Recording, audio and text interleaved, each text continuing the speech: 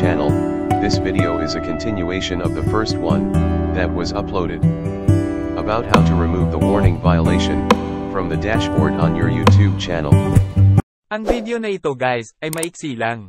Update lang to sa huli kong video, na ina-upload ko tungkol kung paano matangal yung warning violation sa dashboard ng ating YouTube channel, sa pamamagitan ng pagsagot sa mga training question na galing kay YouTube.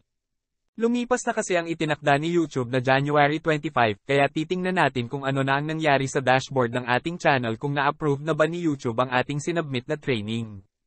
Ito na guys, di na natin patagalin pa. Wala na rin tayong hinihintay, puntahan na natin ang ating browser. E-open na natin ang ating YouTube channel.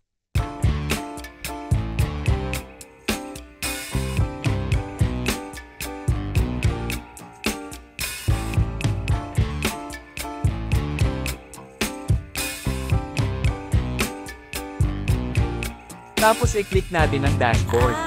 Yan na guys, wala na tayong violation. Natanggal na ni YouTube.